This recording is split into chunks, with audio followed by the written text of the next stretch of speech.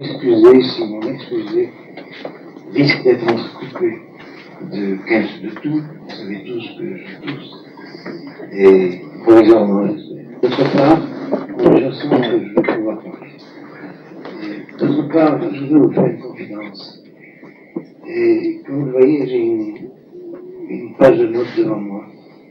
Et pourtant, depuis très très longtemps, je vais vous raconter pourquoi. J'ai pris la décision de ne jamais parler avec des notes devant moi. Très rapidement, c'était il y a longtemps, j'enseignais, et puis comme jeune professeur, j'ai eu à interroger, je me souviens, c'était une élève, en tout cas c'est un féminin. Et alors en question, avec beaucoup de courage, elle avait raison, elle m'a dit comment voulez-je vous répondre sans notes, alors que vous, le professeur, vous avez fait un cours avec notes. Elle avait raison, au début, il était impossible, on parlait sans notes. Mais j'ai toujours une page de notes devant moi, c'est ça la confidence. Je note ce dont je ne dois pas parler. Parce que, en général, les sujets qui se posent à nous, et c'est tellement vrai ce soir, notre histoire, sinon, il y a notre patrimoine, silence, énormément de références devraient être citées. Je vais essayer, au contraire, d'improviser.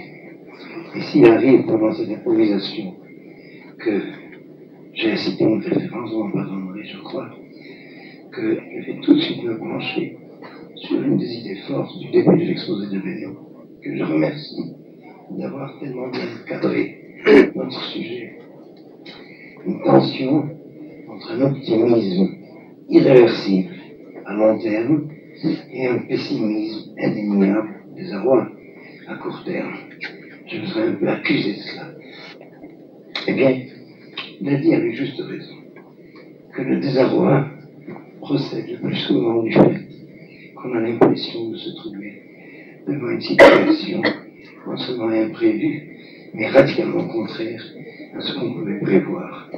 Et qu'on est démuni, semble-t-il, de possibilité d'avoir un répondant à cette situation tellement inattendue de retournement de l'espoir qui semblait se réalisant depuis de tout, après 2 ans de patience et d'impatience, et qui subitement se trouvait inversé.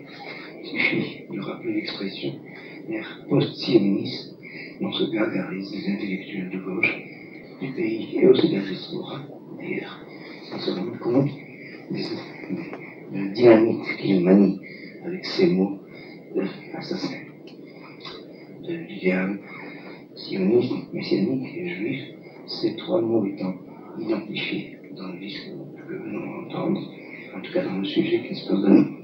Il y a longtemps déjà, à cause de l'intensité des événements que nous traversons, avant la guerre des 6 jours, je me félicitais que des prophéties, je dirais ça entre guillemets, apocalyptiques du Talmud et du Zohar ne se soient pas réalisées. Après la Shoah, nous étions, ceux qui connaissent les textes, nous étions soulagés qu'il n'y ait eu que la Shoah. Et c'est énorme ce que je vous dis là. Parce que ce que le Talmud risque de prévoir dans le risque de ce qui pouvait se passer en Eretz Israël au moment du retour est tellement plus imprédictique qu'il fallait vraiment faire l'effort pour ne pas lire, pour ne pas étudier ces textes. Et je me félicitais de ce que l'histoire, notre histoire, le regard de la Providence, mais c'est nous qui faisons cette histoire, n'ait pas pris ce chemin décrit dans le 11e chapitre de la Gemara de Sanhedrin et dans le Pérec Shélek, page essentiellement, je vais lire la page, c'est 97 AB, 98 AB. Si vous avez le courage, lisez ces pages.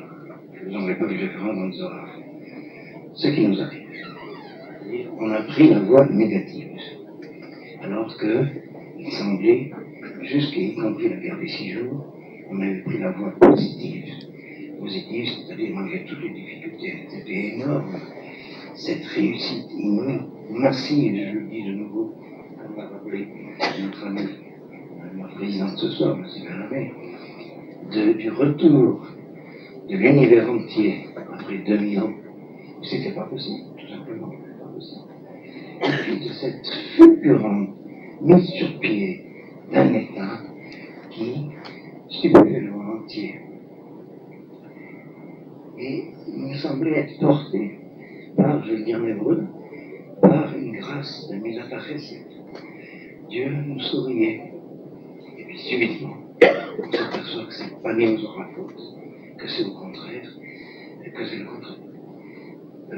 Les réactions que Benoît a citées tout à l'heure d'un de nos amis, je vous laisse préparer, je dirais même plus, pour vous montrer la gravité du problème, d'un de nos élèves qui en diaspora a écrit ce qu'il a écrit, et que Benoît a cité, il n'est pas le seul. Je voudrais épingler cela. Il s'agit en général de gens qui ont raté dans l'Aliyah et qui trouvent dans les accusations imputées à ceux qui ont signé ce manifeste. Il a été parlé de la lettre de Juifs de France qui a paru dans l'actualité juive cet été.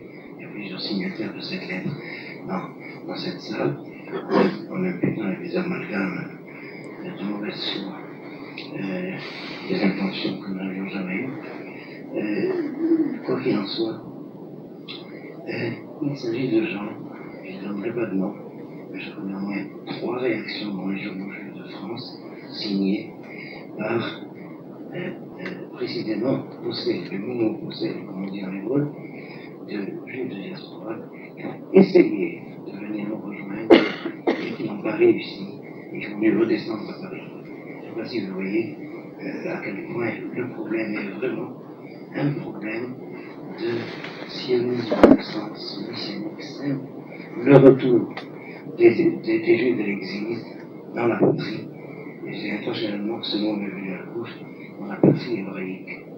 C'est pas la terre sainte, c'est, comme j'ai l'habitude de dire, c'est pas un jeu de mots, c'est très profond, c'est la terre enceinte.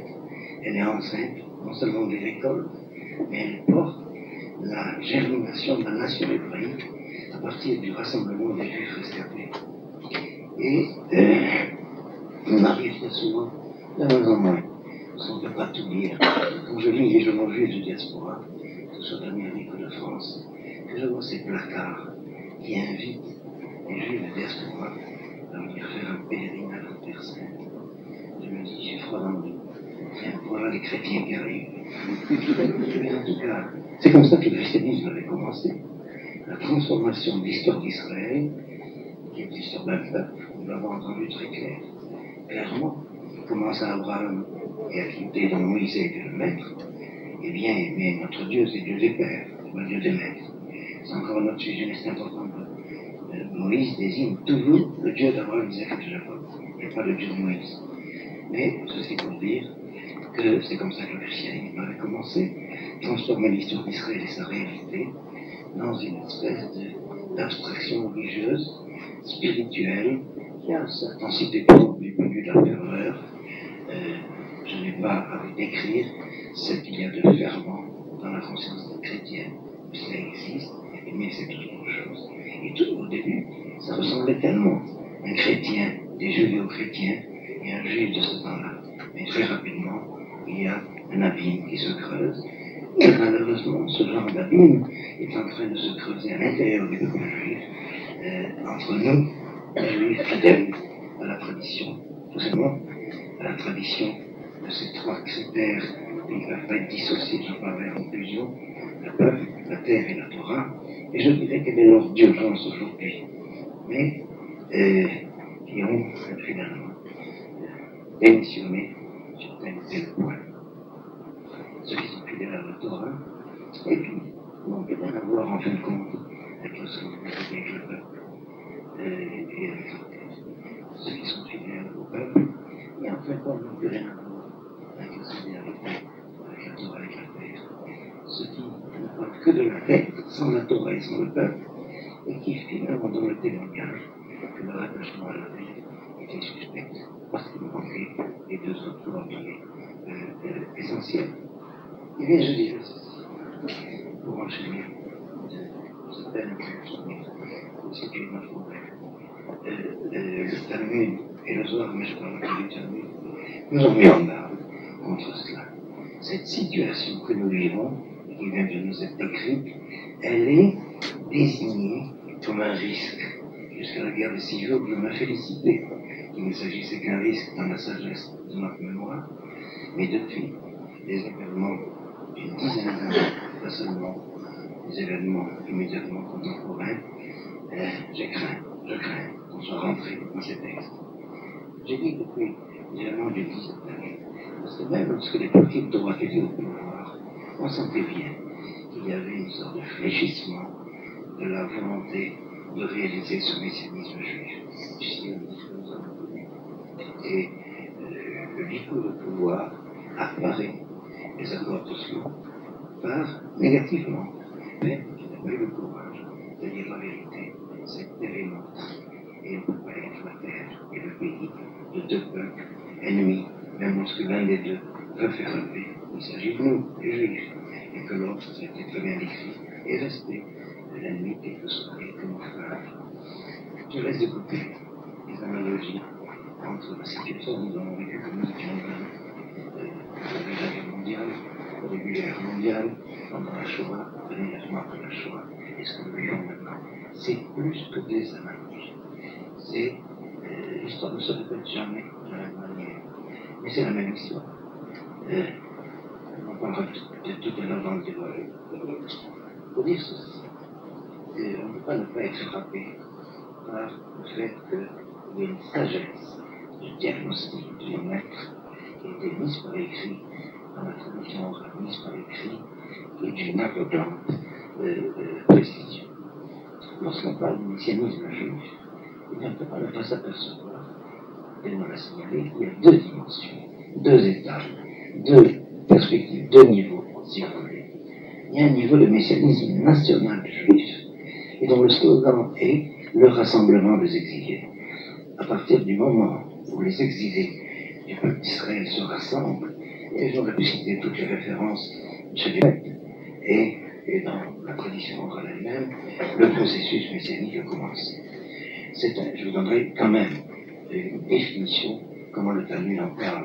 C'est un processus très long qui commence avec ce messianisme national du rassemblement des Juifs exilés pour reconstituer la nation hébraïque et qu'on appelle le messianisme du Mashiach ben Yosef.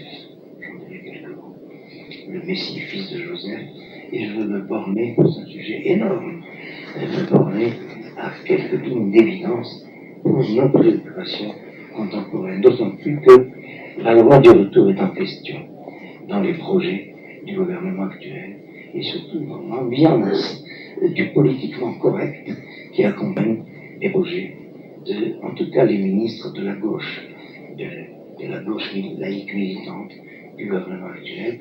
Il me suffit de citer des déclarations tranquilles du ministre Begin ou de l'écrivain Lapid Yehoshua. Ce matin, et je ne crois pas que ce soit une coïncidence, je suis dans mon courrier, le journal, très bien fabriqué d'ailleurs ce journal, qui s'appelle Information juive, et où il y a tout un dossier sur cette inquiétude, cette panique, je dirais, des juifs de diaspora, est-ce qu'Israël va nous lâcher? Regardez-vous. Et ils sont pleins des enfants. Mais je pense qu'effectivement, la question se pose déjà. Est-ce que l'État d'Israël n'est pas en train d'envisager de mettre en question la loi du retour?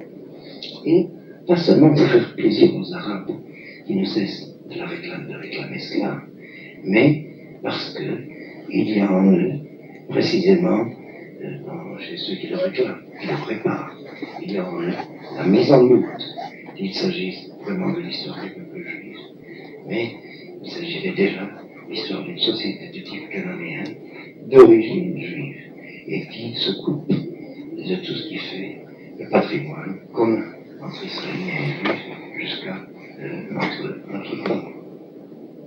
Or, je voudrais vous citer d'abord une référence là-dessus. Première étape, c'est le messianisme national, le sionisme dans le sens le plus simple du terme. Les Juifs, peuples dispersés, indexés sur des peuples de cités étrangères, décident, peu importe les raisons secondes, les raisons immédiates, on pourra en parler des heures, décident de redevenir la nation hébraïque.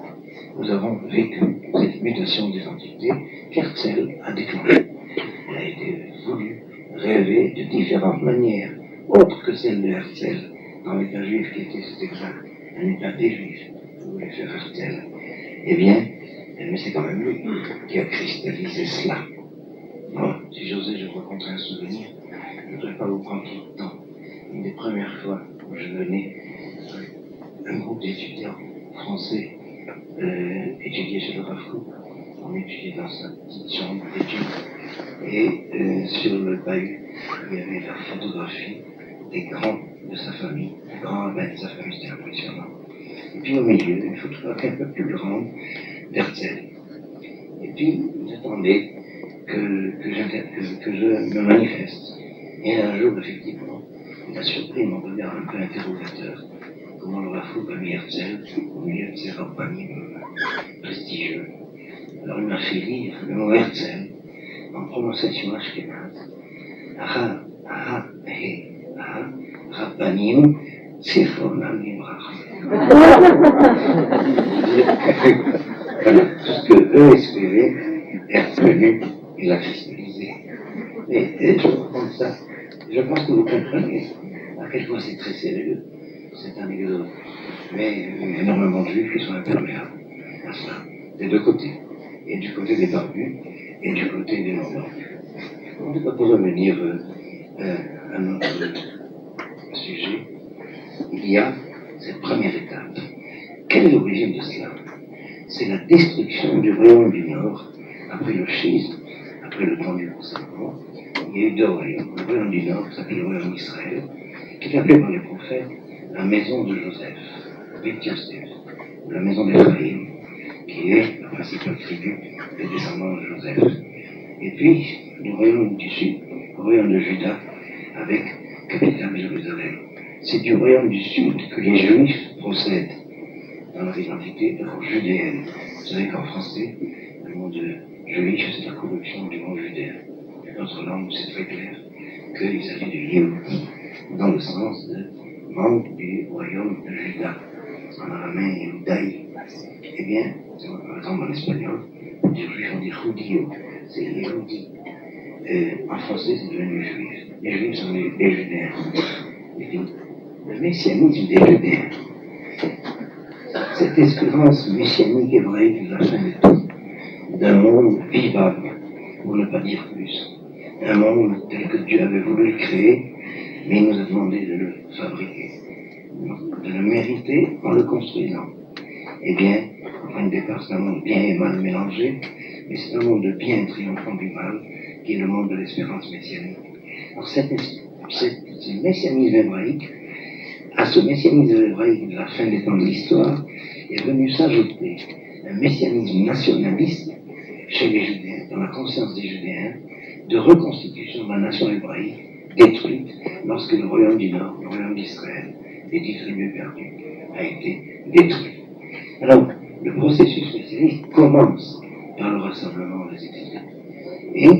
Et c'est un processus très long qui s'appelle Mashiach ben Yosef. Je dirais rapidement pourquoi. C'est Joseph qui est la figure du rassemblement des exilés.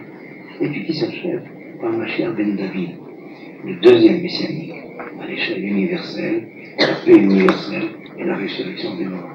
Des choses inouïes que nous ne pouvons pas comprendre ni expliquer, pas plus que nous pouvions, avant 48, comprendre et expliquer comment les Juifs allaient se rassembler malgré le monde entier. Et c'est arrivé. Je pense que c'est suffisamment clair. Nous sommes des contemporains de quelque chose d'inouï qui s'est réalisé.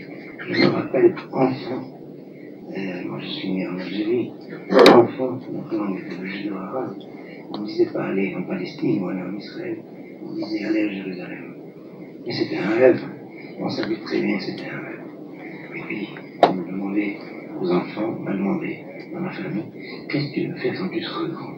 Et moi, naïf, je réponds, rabbin à Jérusalem. Je ne sais pas si vous vous rendez compte. Mais c'était un rêve inouï. Et je vois dans la salle ceux qui se rappellent les mêmes sourires de compréhension. Et puis subitement ça arrive. Alors comme c'est arrivé, on croit que c'est normal, que c'est facile, mais c'était vraiment irréalisable. Je pense que c'est clair ce genre. Alors de la même manière que nous ne savions pas comment le Machar Ben Yosef allait travailler. Le bon Dieu a décidé qu'il travaillerait avec l'agent juif. Bon.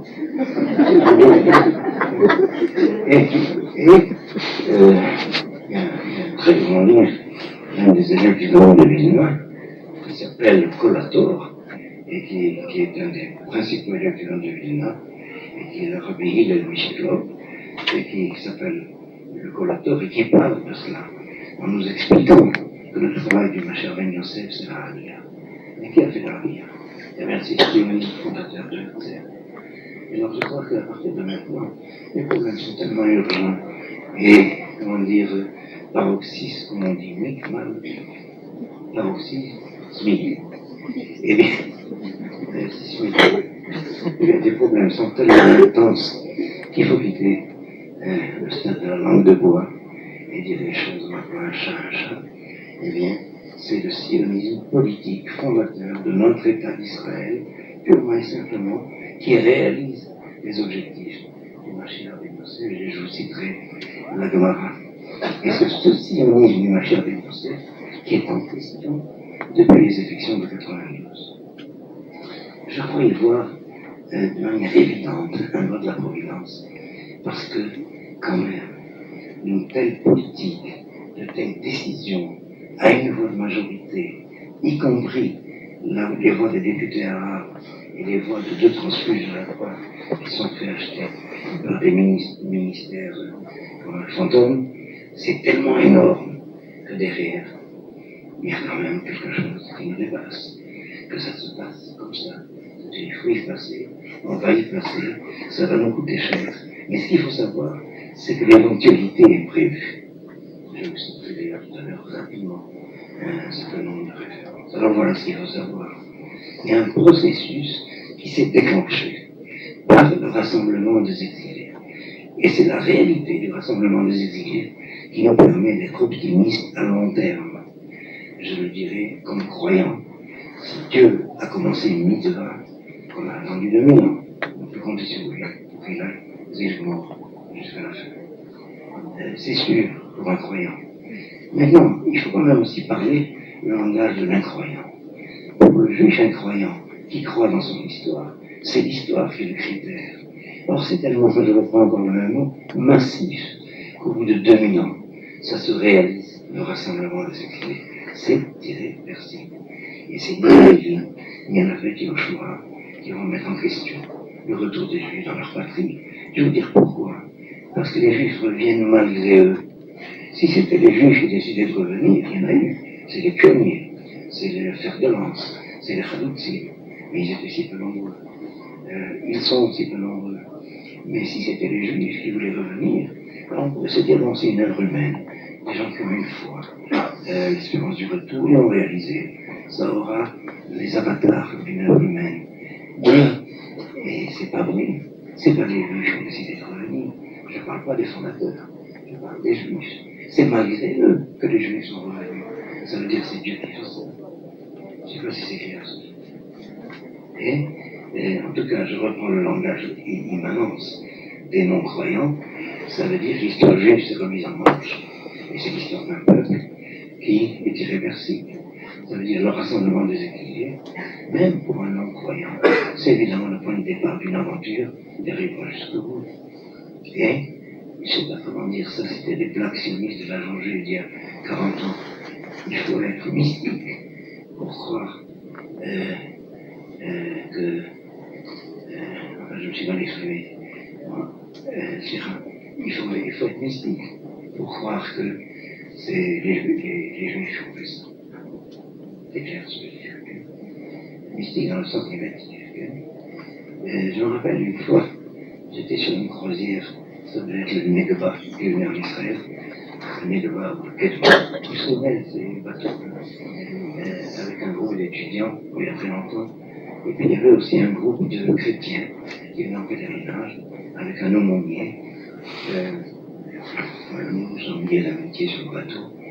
Dommage qu'on a plus ces croisières-là, 6 jours en Méditerranée, passer de la diaspora à Israël, il faut faire le passage. Eh bien, c'est très agréable. Alors, il y a le curé qui m'a dit, c'est vrai, les promesses des prophètes se réalisent, le désert fleurit, les extraits se rassemblent. Mais pourquoi c'est des incroyants qui ont fait ça? Alors, évidemment, c'est une calomnie. Et si vous savez à quel point ces juifs laïcs qui ont fait le pays, qui ont fait le sionisme, sont plus croyants que nous. Parce qu'au moins, on a des raisons de croire. Et ils n'ont même pas de raison de croire. Ça veut dire que leur foi est plus profonde que la nôtre. C'est pas une blague. Il faut bien comprendre ça. La foi des pionniers du sionisme était beaucoup plus profonde que la foi des croyants. Parce qu'ils n'arrivaient même pas à mettre de la foi. Cette foi-là, ma foi, c'est une foi. Bref, c'est clair. Et alors, j'ai expliqué à mon brave collègue que c'est pour ça que nous sommes si tranquilles. Si c'était des croyants qui avaient fondé l'État d'Israël, on les a aidés. Les croyants ont aidé les laïcs. Ils ne croyaient pas que les laïcs étaient seuls. Il y avait des croyants avec eux. Mais quoi qu'il en soit, si c'était des croyants qui avaient fait l'État d'Israël, ça serait aléatoire. Mais ce n'est pas les croyants qui l'ont fait. C'est précisément des gens qui ne croyaient pas. Alors c'est Dieu qui le fait. Alors on est tranquille. Quand Dieu se sert de l'agent de Dieu pour faire l'État d'Israël, c'est plus sérieux que s'il se servait de la Bouddha d'Israël. Non, ne croyez pas que je plaisante, je le dis profondément. Rappelle, quand on parlait, tu crois vraiment que ces petits collègues qu'on attendait pour construire Jérusalem? Et moi je répondais, tu sais, pour construire Jérusalem, on a besoin d'un architecte, pas d'un architecte. Et surtout un architecte qui ne se mêle pas de l'île. Parce que sinon, il n'a pas le temps de faire son travail d'architecte. Mais c'est comme ça que nous avons vécu la fondation. Eh bien, l'optimisme à long terme, parce que ça a commencé sérieusement, le rassemblement des exilés, quels que soient les aléas, quels que soient les hauts et les bas, mais ça ira jusqu'au bout. Je veux dire à deux niveaux, dans le langage du croyant, c'est sûr, mais dans le langage de l'incroyant aussi, c'est sûr, parce qu'il ne s'agit pas d'incroyants, car ça, il s'agit d'incroyants qui croient dans l'histoire juive. Je parle des juifs laïcs militants. Eh bien, c'est eux qui sont en crise, c'est pas nous. Je pense que c'est clair. Alors c'est à la fin qu'on parlera du Mashiach ben David, et puis alors on découvrira avec stupéfaction, alors c'est comme ça que ça passe.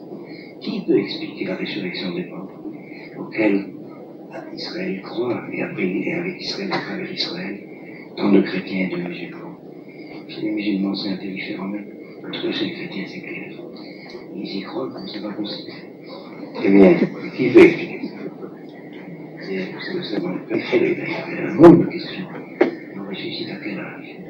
Si on a été plusieurs fois marié avec quelle femme? Des questions très sérieuses. C'est peut-être aussi pour les femmes qui ont eu plusieurs maris. Et on va choisir. Eh bien, court terme, alors là c'est la panique. Je ne voudrais pas vous donner des cauchemars. Quoique notre cauchemar ça sert à vivre. Là on voit que le peuple d'Israël, l'exploit compris appris depuis quelques années, est catastrophique. Je vais vous donner quelques citations. C'est-à-dire que l'analogie avec l'inquiétude à la veille de la Shoah doivent être situées. Bien sûr, nous allons prier, nous prions pour éviter le pire. Mais je crois que le prix à payer pour arriver au terme bienheureux de la réussite du projet messianique qui a commencé, ce prix à payer risque d'être terrible. Parce qu'il y a un aveuglement, une inconscience qui touche parfois le camp des sionistes religieux, rabbins y compris eux-mêmes. Alors c'est ça qui m'inquiète. Je dirais simplement, c'est sûr qu'on arrivera au bout triomphe. Parce que le processus a commencé et qu'il est irréversible. Mais à quel prix? Là, je suis plein de terreur. Je vous donne un indice. En fait, nous entrons dans une ère où une des valeurs juives les plus fortes, les plus profondes est bafouée. C'est l'amour de la vérité. alors, c'est même pas la langue de bois, c'est le mensonge éhonté. Et je vous donnerai tout de suite, d'ailleurs, un exemple dans un article que je viens de lire ce matin, qui est signé par un rabbin qui est connu comme étant sioniste. Alors je vous dirai de qui il s'agit. Alors voilà ce que dit la Gemara, page 97. Le temps que nous vivons, il y a un temps où Haemet Neaderet, la vérité disparaîtra, sera néantisée, et Adef. Alors comment la Gemara explique ça? Maï, Vatei Haemet Neaderet, Amar Rabbi, Amar Devera, à l'école d'Arabe enseigne, mais la Metchenasi, Adarim, Adarim, Yolechet là. Il n'y a pas un jeu de mots ici, il y a quelque chose de très important. Qu'est-ce que ça veut dire que la vérité va disparaître? La vérité ne va pas disparaître magiquement. Elle va devenir des troupeaux différents, qu'on appelle les zramim, les tendances, les chitotes, les hadarim, des troupeaux. Et chaque troupeau ayant son berger. Et la Gemara est très claire, là. C'est ça la disparition de la vérité, lorsqu'il y a des tendances différentes. Je ne sais pas si c'est clair à quel point nous sommes en plein dans ce problème. Il n'y a plus de repères. Il y a des tendances. Et comme si, je vous dirais, une des citations du Rav Amital, vous savez qu'il est une de ces tendances. Eh bien, tendancieux. Il dit comme ça, oui, on peut lire la Torah de manière différente en ce qui concerne la terre d'Israël, suivant l'opinion politique préalable que l'on a. Alors quel est le critère? L'opinion politique préalable que l'on a, et la Torah va dire ce que le Rav Amital veut dire d'après ses options politiques. Je ne sais pas si c'est clair. Quand c'est un rabbin qui dit ça, c'est inquiétant. Alors, je connais le Rav Amital, c'est le Rav. C'est très inquiétant. Ça veut dire qu'il y a une des valeurs fondamentales qui disparaît. C'est amour de la vérité sainte. Il faut se méfier. Il faut qu'on se méfie même de ses propres amis, parce que le vocabulaire est piégé. Le langage est piégé. Le vocabulaire est piégé. Vous savez que depuis qu'on a découvert ce fameux groupe énorme, moi j'en dors pas, parce que c'est les initiales de mon nom, Ashkenazi, Yehuda, Léon. On peut revenir n'allez pas dire ça au Shabbat. Pour revenir au sujet, voilà un des exemples. Si la Gemara veut dire ça avec une telle simplicité, ça fait froid dans le dos. Le peuple de la vérité, il arrive que cette réalité qui nous trompe, on arrive à une inversion de critères. Alors on sait depuis toujours que quand on fait des troupeaux, c'est qu'on n'est plus des moutons, c'est qu'il n'y a plus de route, et qu'il n'y a plus de vrais bergers. Alors aujourd'hui c'est cela la valeur, et non pas l'amour de la vérité. Et je dis ça tout simplement, encore une fois, pas pour vous donner des cauchemars. Un peu de cauchemar c'est à dire quand même, mais malgré tout, c'est pour dire que vraiment c'est sérieux, cette espèce de bifurcation. Ou bien c'est une eschatologie bienheureuse, ou bien c'est une eschatologie catastrophique. Alors je crains, ça c'est une opinion personnelle de sensibilité, je suis de tempérament optimiste, comment on dit ça, incoercible, mais je crains qu'on est devant cette équation. L'optimisme c'est pour le long terme, mais que pour le court terme, eh bien, on peut être que très pessimiste. Qu'est-ce que je pourrais ajouter avant de reprendre la parole? Je voudrais à mon tour parler de ces trois critères, le peuple, la Torah et la terre. Pendant 2000 ans, on posait cette équation de la manière suivante. Lequel des trois critères doit être le critère collectif, les deux autres étant ceux de l'option individuelle? Est-ce que c'est l'appartenance au peuple? Et ensuite, à partir de l'appartenance au peuple, il y a aussi la Torah des ghettos ou le sionisme dramatique, mais ça c'est l'option individuelle. Si l'appartenance au peuple est garantie, l'essentiel est garanti. C'était une des stratégies des juifs. Est-ce que c'est la Torah, qui doit être le critère de la collectivité. Alors à ce moment-là, tous ceux qui n'ont pas de Torah seraient mis en dehors du peuple juif, l'appartenance au peuple, ou l'appartenance à la terre étant renvoyée à l'option individuelle, y compris avec la même vie. Nous avons vécu cela jusqu'à l'État d'Israël. Et puis pendant tout ce temps-là, nous avions à lutter pour préserver le peuple et la Torah. Je crois que personne n'a encore vraiment raconté cette histoire héroïque.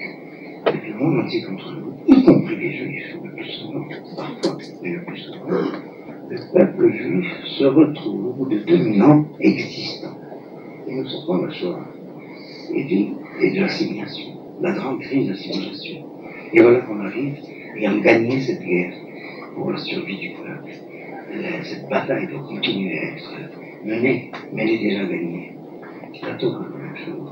Au bout de 2000 ans, alors que le monde entier a essayé de couper de notre Torah, on revient sur notre terre, la Torah en bandoulière, tout au vent. Je ne sais pas si vous vous rendez compte qu'on a sauvé la Torah. Et puis, pendant 2000 ans, on a été coupé de la terre. Comme a dit Benoît tout à l'heure, ce n'était pas le souci urgent. C'est maintenant, de notre temps, que cette problématique doit être renouvelée. Quel est le problème le plus urgent? Quel est le combat qui serait insensé de perdre? Le combat pour la survie du peuple doit être continué. Mais on va gagner, mais à quel prix? Le combat pour le sauvetage du patrimoine de la Torah doit continuer. On n'a pas acquis la Torah une fois pour toutes. Il faut que ce combat soit sérieux, que vraiment l'âme d'Israël soit préservée, c'est la Torah.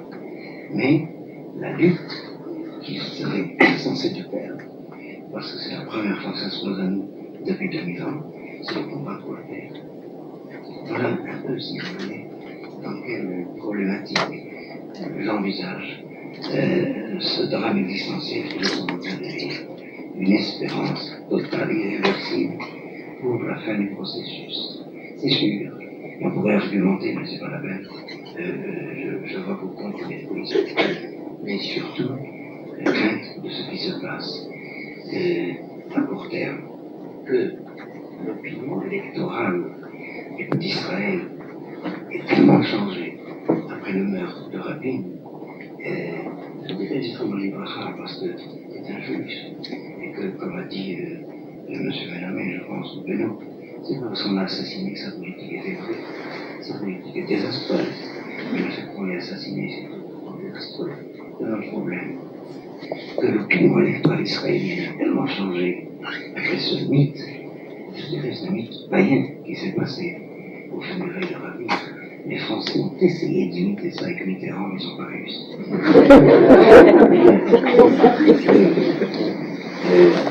C'est très inquiétant que ça dépend d'arbitraire de ce genre. Et c'est pourquoi je suis pessimiste. Je vous lirai une seule citation pour marquer mon inquiétude. Il s'agit d'un article du Rav Aviner qui est apparu dans le Jeune Post de cette semaine. Je viens de recevoir ça ce matin. Et alors c'est très insidieux. Je vous dirais que Rav Aviner est un de mes élèves. Déjà en France, et ensuite il est venu à l'Yeshiva du Rav Kook il y a très longtemps. Il s'appelait Langenwehr, et c'est un mari à l'Yeshiva du Rav Kook qui s'est appelé Aviner. Et puis, on a cité l'article précédent, je l'avais convoqué dans mon bureau, et puis, je pensais à lire ce qu'il a écrit la semaine dernière, au début de son article de cette semaine, qui commence à faire Tchouva. Et je suis épouvanté. Voilà ce qu'il y a dans cet article. Le scandale minoritaire. D'abord, il tombe contre ce gouvernement qui se base sur les minorités arabes pour prendre des décisions pluraliotes, romaines. Fatidique. Non. Déterminant. Je ne peux pas dire crucial. Pour l'avenir d'Israël. Et alors, ce qu'il conseille, c'est très mal que comment pouvons-nous avoir besoin de soutien politique de ces minorités et par des minorités arabes. Au lieu de rechercher leur appui, le gouvernement doit s'efforcer de rassembler un maximum de suffrages autour de la politique qu'il a entreprise. Je ne sais pas si vous vous rendez compte. C'est-à-dire qu'il faut remettre les choses en ordre. Il nous faut une majorité juive pour donner le pays aux Arabes. C'est scandaleux que ce soit une majorité qui se base sur des voies. Parce qu'on en arrive là. On se rend compte qu'effectivement, cette violence de se réaliser. Je me suis permis de citer Laurent Wagner parce que je me propose de le reconvoquer dans mon bureau. Mais parce que tout simplement, il a été un de mes élèves, donc j'ai droit. Mais il n'est pas le seul. Et il y a ce cancer de désarroi qui a été décrit ce soir, qui touche précisément ce qui devrait être les porte-paroles de la vérité de la Torah. C'est énorme ce qui est en train de se passer. Il y a une sorte de démission du peuple juif quant à la terre, qui ressemble beaucoup, de toute façon gardée, à l'assimilation des juifs quant au peuple, ou à la conversion des juifs à une autre religion quant à la Torah. Et très souvent, il y a les clercs en tête. Et donc il faut prendre conscience de cela, et je résume, je passerai la parole. C'est une situation que le Talmud a décrite comme une éventualité que nous aurions pu éviter, mais qu'on n'a pas évité. Il faut donc rechercher les causes profondes. Les causes profondes, me semble-t-il, ça vient d'ici au minimum de 4 motivations différentes dans la Aliyah qui a créé le pays. Il y avait les sionistes politiques laïcs qui avaient décidé de mettre fin au statut sociopolitique des juifs de l'exil, sans se préoccuper du judaïsme.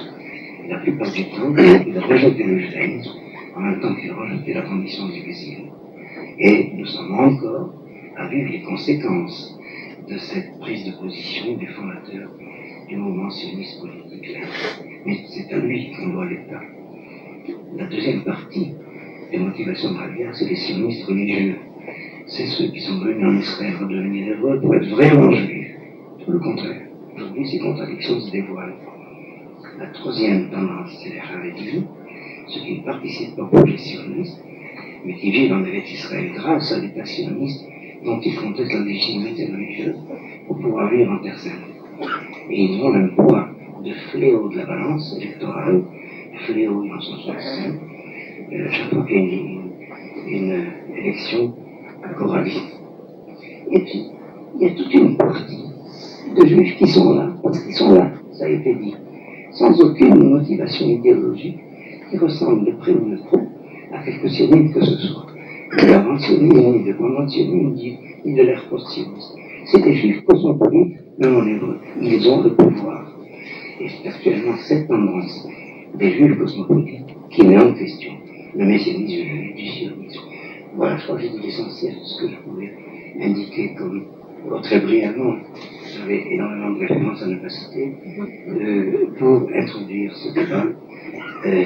Et j'en arrive à la deuxième résumé, c'est que ça va nous conforter à faire passer dans l'immédiat, dans l'inquiétude de l'immédiat, l'optimisme du long terme. Je vais vous dire, je connaissais ces textes avant d'avoir des enfants, et j'ai eu des enfants.